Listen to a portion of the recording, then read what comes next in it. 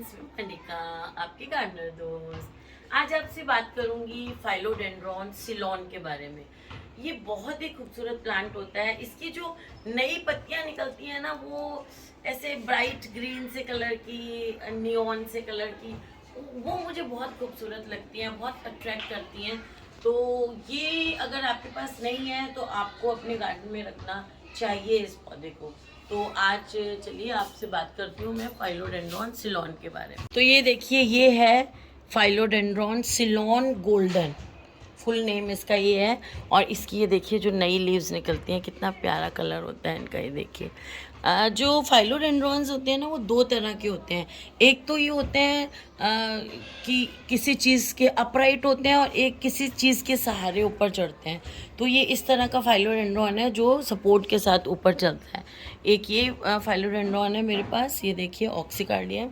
इस पर भी मेरा वीडियो है, आप केयर वीडियो देख सकते हो। इस वाले पे भी ये देखिए, इसके पत्ते भी बहुत खूबसूरत लगते हैं जब नए निकलते हैं। तो आज हम इसके बारे में बात करते हैं। ये जो फाइलोडेंड्रॉन है वो शेड में भी चल सकता है इसकी। तो ये शेड ग्रोअर फाइलोडेंड्रॉन है, मतलब इसको आप शेड में लगा सकते हैं जहाँ लाइट आती हो। मीडियम लाइट भी इसके लिए चलती है और ब्राइट लाइट भी चलती है। मतलब ये थोड़ी सी कम हो लाइट तो उसमें भी चल जाता है ऐसा। इसलिए ये थोड़ा सा और इसके लिए प्लस पॉइंट है कि ये थोड़ा सा उसमें भी चल जाता है। थोड़ी सी शेड अच्छा पसंद करता है ये। और लो लाइट कंडीशंस को भी ये इसीलिए जाना जाता है कि ये लो लाइट कंडीशंस को भी टॉलरेट कर लेता है बहुत आसानी से। जहाँ पर आपको फाइलोडेंड्रॉन लगाने का मन है और लाइट बहुत धीरे है, इंडोर्स वगैरह में कम है लाइट लो, तो वहाँ पर आप ये वाला फाइलोडेंड्रॉन सिलोन गोल्डन को लगा सकते हैं। अच्छा, जब आप इसको ग्रो करें और अंदर इंडोर में ग्रो कर रहे हैं, जैसे मैंने यहाँ भी ग्रो किया हुआ है, तो इसमें क्या है कि दीवार के पास अगर रखा हुआ है, कहीं रखा हुआ है, तो उसको थोड़ा सा रोटेट कर दें। जैसे गमला लें, उसको थोड़ा सा इतना इतना सा रोटेट कर दिया, अगले दिन इतना सा रोटेट कर दिया, अगले दिन इतना सा रोटेट कर दिया।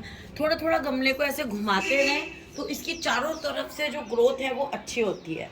तो वो फिर आप कहीं ऐसी जगह रखें जहाँ चारों तरफ से आपका पौधा दिख रहा है, तो वो ग्रो चारों तरफ से इक्वली ग्रो किया हुआ पौधा जो है वो बहुत सुंदर लगता है। हाँ, इसको डायरेक्ट सनलाइट में बिल्कुल नहीं रखना है। डायरेक्ट सनलाइट पड़ते ही इसकी पत्तियाँ जो है वो बर्न होने लग जाती हैं, इसलिए जो ये उसमें पसंद नहीं करता है डायरेक्ट सनलाइट। हाँ, इनडायरेक्ट ब्राइट लाइट तो इसको सबसे अच्छी लगती है, लेकिन फिर वही मैं कहती हूँ कि लो लाइट में भी ग्रो कर सकता है। बेस्ट कंडीशन है इनडायरेक्ट ब्राइट लाइट, लेकिन लो में लगाना है तो भी ये बहुत अच्छी तरह से ग्रो करेगा। पॉटिंग मिक्स के लिए ऐसा कोई खास इसका पॉटिंग मिक्स नहीं चाहिए होता है। आप जो गमलों की मिट्टी लेते हैं रेगुलर वो ले सकते हैं। मैं तो जैसे एक हिस्सा मिट्टी, एक हिस्सा खाद और 3/4 हिस्सा उसमें रिवर सैंड मिला दें, ऐसे मिक्सचर में इसको बनाती हूँ। थोड़ा सा 1 चम्मच उसमें कोई भी फंजीसाइड पाउडर डाल देती हूँ, और बस इस तरह से इसको मैं थोड़ा नीम के एक दो मुट्ठी डालना हो तो वो डाल देती हूँ। इस तरह से सॉइल मिक्सचर बना के इसको लगाती हूँ। अगर आपके वहाँ की मिट्टी कोई चिकनी मिट्टी वगैरह है तो आप इसमें कोकोपीट भी डाल सकते हैं। और कोकोपीट जैसे वैसे भी, जैसे मैंने आपको ये जो मिक्सचर बताया है, इसमें भी अगर कोकोपीट 1-2 मुट्ठी डालना चाहें तो डाल सकते हैं, क्योंकि इसको अपनी सॉइल मॉइस्ट पसंद है। ज़्यादा बार बार मिट्टी सूखती है तो पत्तों की रंगत चली जाती है। तो इस चीज़ का ध्यान रखें कि इसकी मिट्टी जो है वो ऐसी हो कि जो मॉइस्ट हो, as well as same time जो है वो वेल ड्रेन्ड भी हो। मिट्टी जो है सॉगी नहीं हो, उसमें पानी जो है वो इकट्ठा नहीं हो, और वो उसमें हल्का सा मॉइस्चर भी रिटेन करे। इस तरह की मिट्टी होनी चाहिए। जो मिट्टी मैंने आपको बताई है वो इसी तरह की है। अब जब मैं पानी की बात करती हूँ कि ओवर वाटरिंग से ये पौधा सबसे ज़्यादा मरता है, तो ओवर वाटरिंग आपको इसमें कभी नहीं करनी है।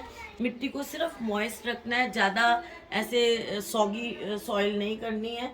पानी इसको आप रेगुलर दें। जब आप गमलों में पानी देते हैं, देखिए मैं जब भी गमलों में पानी देती हूँ, कभी तो हफ्ते 10 दिन में एक बार तो इनको फुल अच्छी तरह दे देती हूँ कि ऊपर से पानी दिया और नीचे से होल में से निकलने लगा, इतना पानी दे दो। लेकिन एवरी डे इस तरह से पानी नहीं देती हूँ। एवरी डे मैं इतना ही पानी देती हूँ कि बस यहाँ तक पहुँच जाए, गमले के 3/4 नीचे तक इतना सा पोर्शन रह भी जाए, तो वो धीरे धीरे जैसे पानी ग्रेविटी से नीचे जाता है यहाँ तक तो चला जाए, ये ग्रेविटी से धीरे धीरे गीला हो। रोज जो है गमले के नीचे से पानी निकलेगा होल से, तो आपकी मिट्टी की न्यूट्रिशन खत्म होता है। तो रोज आप उसको इतना पानी देना है बस कि अगले दिन तक सूख जाए, और अगले दिन आप दोबारा इसको पानी दे दें। और इसको नहलाना ज़रूर है पौधे को, क्योंकि ये फाइलोडेंड्रॉन्स जो हैं वो फॉरेस्ट, रेन फॉरेस्ट में बड़े बड़े पौधों के पेड़ों के नीचे, ट्रीज़ के नीचे उगते हैं, तो इनको मॉइस्चर बहुत अच्छा लगता है, तो इनको ह्यूमिडिटी बहुत अच्छी लगती है, तो इसको रोज़ आपको नहलाना बहुत ज़रूरी होता है। और अगर इंडोर्स में रखा है, बाहर तो देखिए आप नहलाएंगे तो पत्तियां साफ़ हो ही जाती हैं। अगर इंडोर्स में आपने देखिए इसकी ये पत्तियां साफ़ हैं इस टाइम, ऐसा कुछ गंदगी नहीं है देखिए मेरे इसके पत्तों में। अगर इंडोर में आपने रखा हुआ है तो पत्तियों को आपको क्लीन भी करना पड़ेगा, हफ्ते 10 दिन में एक बार या मंथली। इन पत्तों को 1 लीटर पानी में थोड़ा सा 1-2 चम्मच मिल्क मिला लें और कच्चा दूध मिला लें, और उस कपड़ा भिगो के कॉटन के कपड़े से पत्तियों को साफ़ कर देंगे, तो पत्तियां जो है वो अच्छी रहेंगी। और इंडोर है तो भी मिस्टिंग आप इसकी ज़रूर करें, दिन में एक बार तो मिस्टिंग इसकी कर ही दें, क्योंकि इसको अपने चारों तरफ वो पसंद होता है, जो मैंने कहा ह्यूमिडिटी अच्छी लगती है। ये कोल्ड ड्राफ्ट वगैरह से, या मतलब जैसे एसी वाला कोई कमरा है या कूलर वाला कमरा है, उसके आपने गेट के बाहर रख दिया और एकदम से हवा आती है तेज़ी से उसके ऊपर, तो ऐसी जगह इसको ना रखें जहाँ एकदम से एसी की ठंडी हवा आती है, तो वहाँ ये आपका पौधा जो है वो अच्छा नहीं चलेगा। अगर इसको अच्छा चलाना है तो इसको एसी वगैरह की तेज़ जो हवा वेंट से आती है उससे दूर रखें, और ह्यूमिडिटी इस पौधे को बहुत पसंद है, तो और इसलिए इसकी मिट्टी को थोड़ा सा मॉइस्ट रखें, इसकी रोज़ जो है वो मिस्टिंग करते रहें। फर्टिलाइज़र की जब मैं बात करूँगी तो फरवरी में और सितंबर में इस पौधे को अच्छी तरह से आप खाद दे दें। जैसे 1 फुट का गमला है तो 300 ग्राम के करीब इसको खाद अच्छी तरह से दे दें। गोबर की खाद या वर्मी कंपोस्ट साल में 2 बार अच्छी तरह दे दें, और उसके बाद आप महीने में एक बार इसको लिक्विड फर्टिलाइज़र अच्छी तरह दे सकते हैं। वो लिक्विड फर्टिलाइज़र बनाने के लिए सबसे आसान तो ये है कि आप जो खाद इसको देते हैं वो खाद को रात में 1-2 मुट्ठी 1 बाल्टी पानी में भिगो दें, और सुबह वो पानी इस पौधे को दें और अपने आसपास दूसरे पौधों को भी दे दें। वो लिक्विड खाद बन गई। वो सब पौधों को आप 15 दिन में एक बार, 20 दिन में एक बार दिया करें, तो आपके पौधे हेल्दी रहते हैं। वो लिक्विड खाद को जल्दी एब्जॉर्ब करते हैं पौधे। तो और जो हम ये फरवरी में और सितंबर में सूखी खाद डालते हैं वो स्लो रिलीज़ होती है।